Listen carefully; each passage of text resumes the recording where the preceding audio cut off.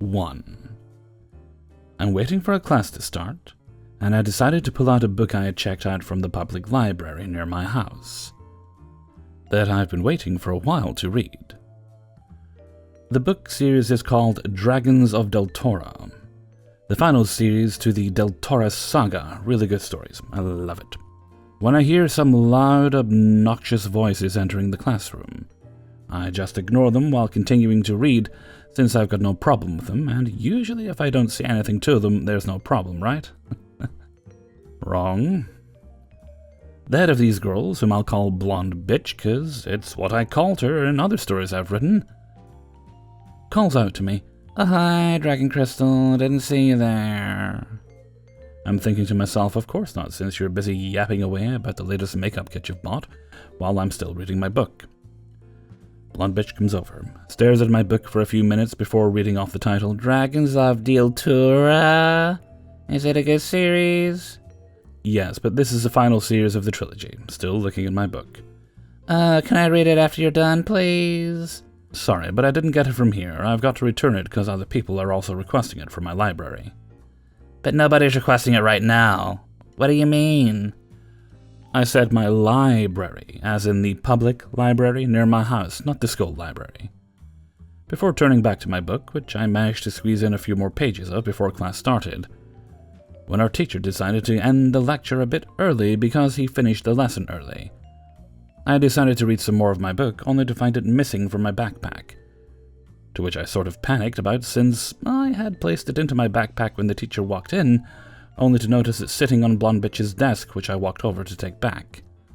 Blonde Bitch's friend, aka Blonde Bitch number 2, says loudly while pointing at me, "Hey, where are you going with Blonde Bitch's book, Dragon Crystal?" I'm walking back to my desk. It's my book, and I brought it in so I can read it. She can get her own copy from her own library, and not take mine, or I'm going to have to pay a fee for losing it. The teacher, we'll call him Mr. Larry, tells them, "Leave her alone and start your homework or be quiet." They leave me alone for the rest of the day. I get home and decide not to bring the book to school anymore, and decided to check out a different book from the school library to read instead. I'm in class, and here they come again. "Hey, Dragon Crystal, what you reading today? More Deltora books again?" "No, I finished it and returned it last night." A lie. "Well, you could have let Blonde Bitch read it before returning it." "I couldn't renew it anymore, and why would I let you read it after you took it from my backpack?" "I just wanted to read it a bit. Besides, I looked it up, and it's full of gore and swear words."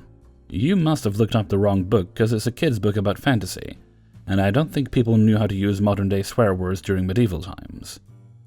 "Whatever. What book are you reading today? I like the color of the book. Daughters of the Moon? I heard that book's a porno," which causes her friends to go into a fit of laughter and start whispering among one another. I look up from my book. Really, if it's that type of book, why is it in the school library? Because from what I've read so far, is that they're the chosen daughters of the moon goddess Selena, Titaness, from what I discovered later while reading the Percy Jackson series, to fight an evil spirit born from shadowed minds. The Blonde Bitches are baffled that I stood up to them, and as Mr. Larry walks in, they quickly try to rat me out about the porno book I'm reading during class. "Mr. Larry, Dragon Crystal brought in a porno, is reading it in class." "We told her that she could get in trouble for it, but she says she doesn't care and won't put it away." Mr. Larry walks over asking to see the book. "May I see this book and where you got it from?" But when he reads the cover, he seemed to recognize the title. "Wait, I think I saw my wife reading a similar book like this the other day." "There's a few other books to the series. What was the title of the book?" Mr. Larry hands the book back to me. "I think it was entitled Moon Goddess or something." "That would be the first book. I read it a couple weeks ago, and this is the third. Each book is from a different daughter's point of view." "Well, I'll have to let her know later tonight when I go home." But Mr. Larry, she's lying. It's a porno, we swear."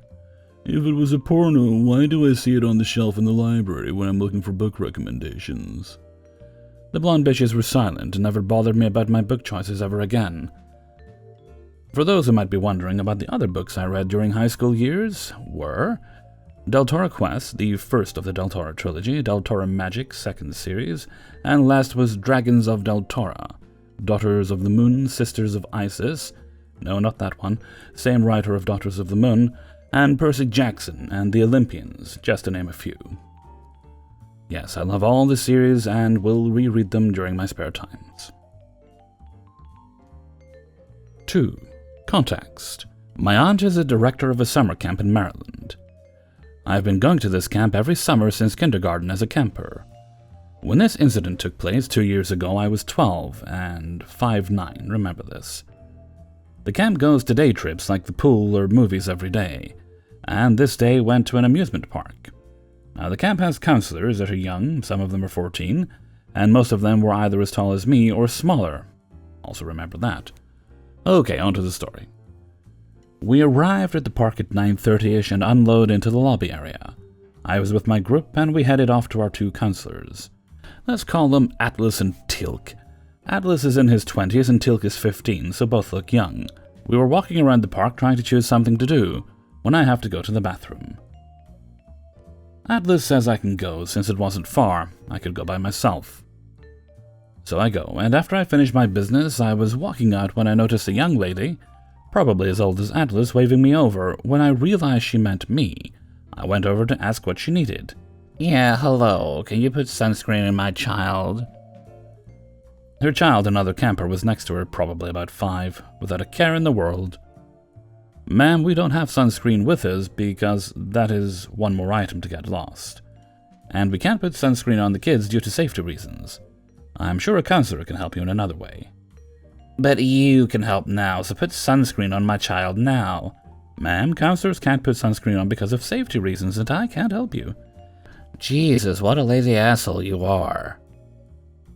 She says this in the most nonchalant tone ever, like she does this all the time. Now I'm pissed off. I'm not the jerk here, missy, so quit acting like I am. Now she's yelling at me for telling her what she should and should not do. Also said I was a terrible counselor and should be fired. That was when I realized that she thought I was a counselor. I'm not a counselor, my guy. Don't disrespect me like that, and yes you are. No, I'm not. You're lying. You look like them. How do I look like them? Counselors wear bright blue shirts with big bold letters saying staff, while campers wear bright orange shirts with no lettering on the back, which is what I was wearing. You look as old and as tall as them. I understand the old part. At that point I had whiskers on my chin, but me being as tall as them, that I still don't understand. Dude, my height does not make me a counselor. I don't know how you think that. We kept going back and forth, then I just brought her over to Atlas for him to deal with. Is there a problem? Atlas cautiously asked. Yes, this boy is disrespecting me and my son.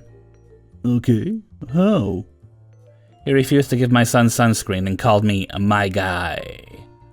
This boy does not know how to respect an adult. He's a terrible counselor and deserves to be fired. Atlas explains to her that I'm not a counselor and have done nothing wrong. That's when she loses it. She starts screeching that this camp is terrible and doesn't know how to treat her right.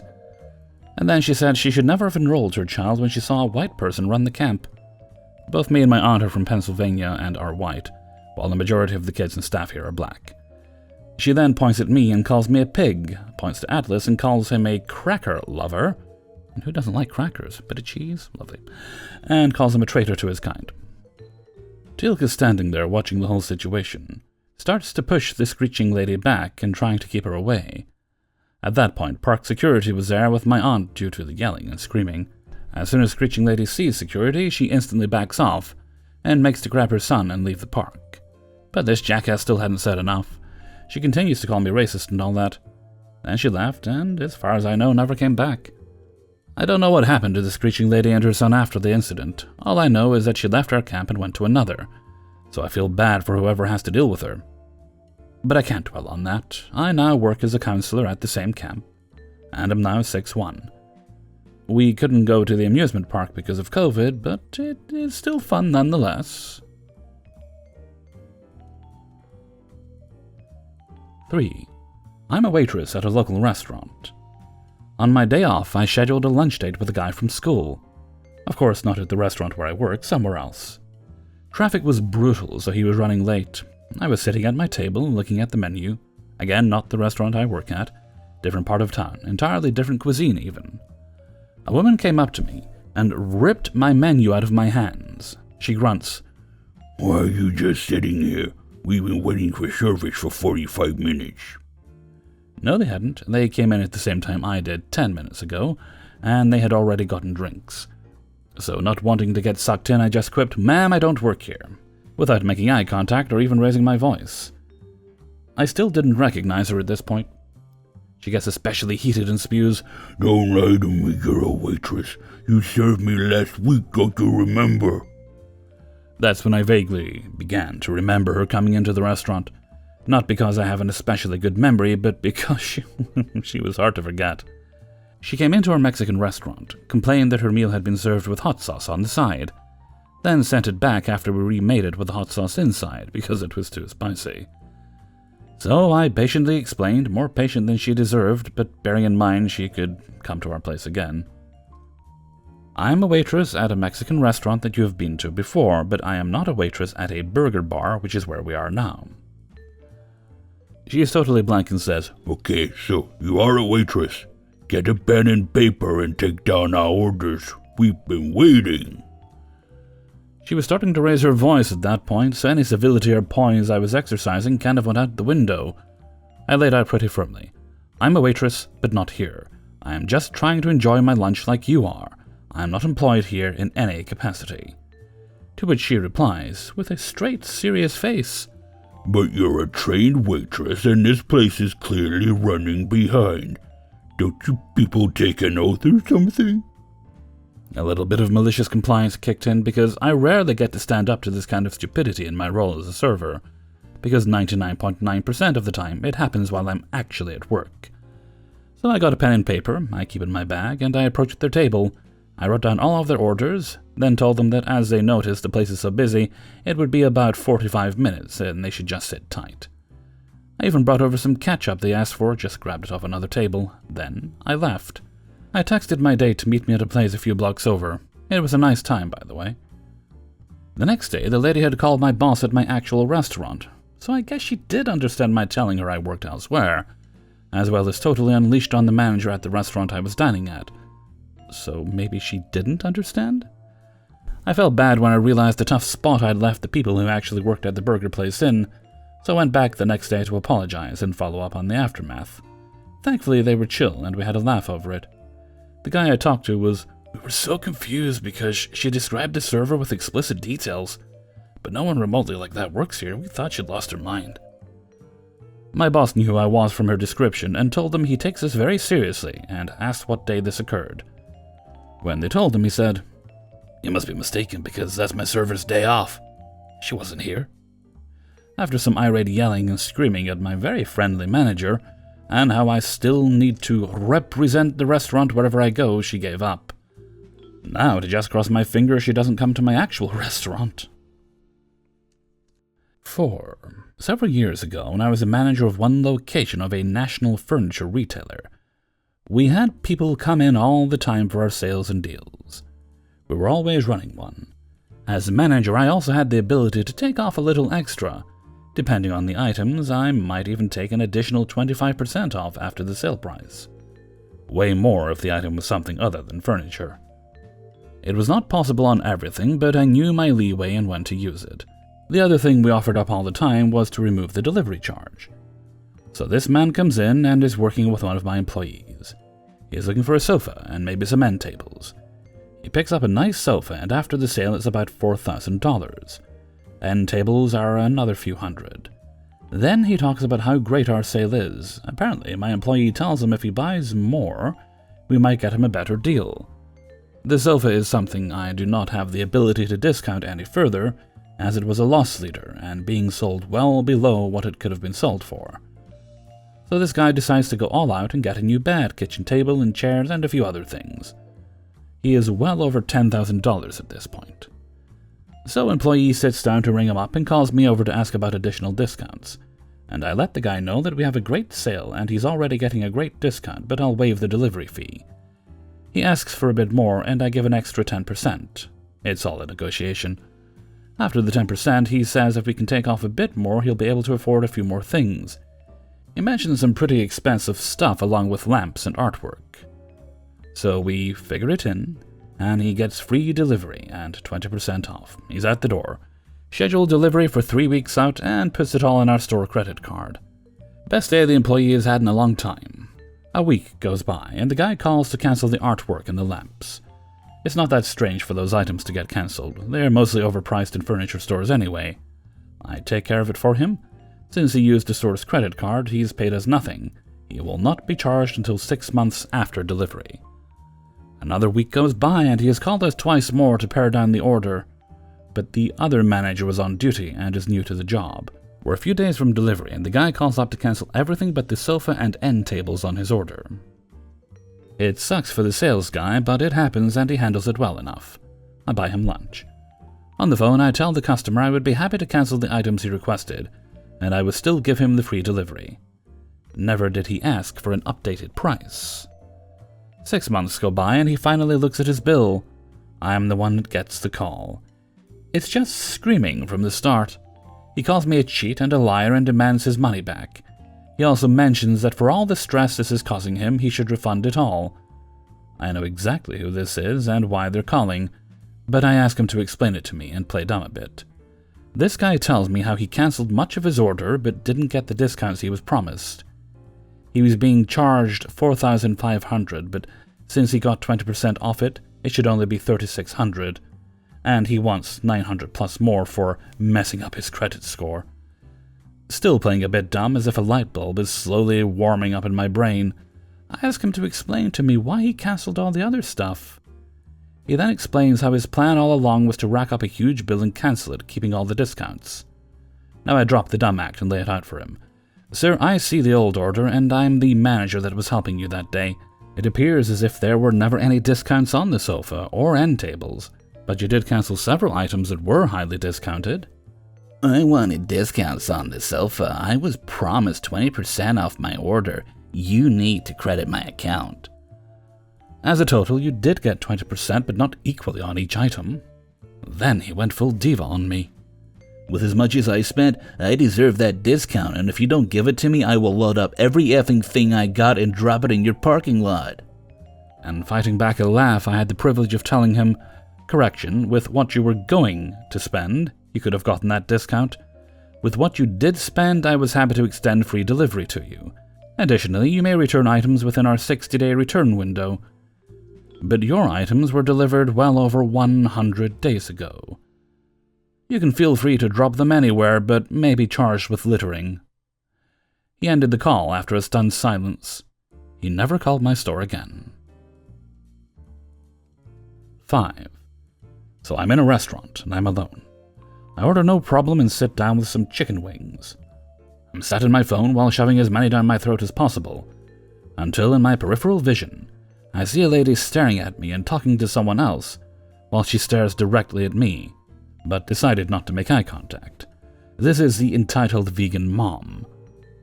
I'm almost finished my meal when I hear, "Did you know that a chicken died for your meal?" I instantly knew she was talking to me, and here is the way the conversation went down. I'm sorry? "Your chicken wings, an animal died for your meal, and you should be ashamed of yourself." Yes, I know that an animal died, but I still want to eat it now. I'm sorry. Can you please leave me alone? This society keeps getting worse and worse. There's people like you that enjoy eating the flesh of innocent lives. But you can still change to a vegan lifestyle. What? I said you can switch to veganism. This caught the attention of the people surrounding us. Please go away. Excuse me? I said, please go away. I don't want to talk to you, and I'm not going to veganism just because some lady who I don't know told me to. This generation is terrible. How disrespectful can it be to people? Well, I'm just explaining on how your actions affect others. This made a worker start to head over. I don't care. Go away. Excuse me. Could you two try to keep the volume down, or I'm going to have to ask you to leave? He's harassing me and screaming at me while I'm just letting him know the consequences of eating meat. I explained what happened. Okay, I understand. Ma'am, I need you to please return to your seat. Are you really going to believe him? Yes. Well, I'm going to leave if you're going to be like that. Bye. Hellfreezer's note. Most vegans realize that they are in fact hurting their cause by treating people like that. and generally they're fine, relaxed, groovy people. Also, of course, the world is not getting worse. If anything, fewer people are eating meat than ever, as there are many more and some rather enjoyable vegan alternatives.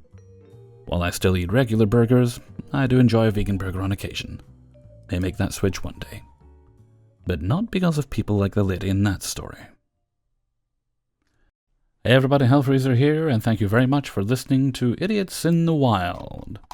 Number 5,443. Oh wait, no, it's 32. Okay. Number 32, folks. Calm down. I'm not from the future. Not this time. If you enjoyed the video, then please do like, comment, and subscribe. All that good stuff. It is helpful for me. It is helpful for you because it means the channel grows. I can make more content. And possibly magic? Don't quote me on the magic, though. Right, let's see. And before we go on, I have a little shout out to give to the author of story number 5. That was the one with the vegan lady giving vegans a bad name. That is Curly Gaming 10. Thank you very much for letting us use your story, Curly Gaming 10. Well, it was actually the friend's story, but shared with kind permission. Thank you very much. And I think I have a birthday shout-out to do today. Yes, I'm very organized. I didn't take about a whole 2 minutes to find this. There we go. A shout-out goes to John Chen. Not a real name. They are 1,000,000 years old. I don't know how old they are. But they're older today than they were yesterday. But not as old as they will be tomorrow. So John, that shout-out comes from your girlfriend. I actually did a shout-out for her on the 5th there. This is possibly love, possibly payback, who knows? But here we go. Happy birthday to you. Happy birthday to you. Happy birthday, dear John Chen. Happy birthday to you. Alright, that seems like a good place to wrap things up, I think. So we're going to head off for now, and I'm going to turn the fans on and go bathe in ice water and get the servants to fan me down, feed me grapes. I hope they put the grapes in the fridge, because last time they fed me hot grapes. I mean, I'm not allowed to whip the houseboy anymore because, I don't know, labor laws. But, you know, if I was, feeding me hot grapes would be... I don't know what it would be. It made me so angry, I can't even put words to it. Just can't get the staff these days. Anyway, I'm going to head off for now. So until next time, thank you very much for listening, and take very good care of yourselves.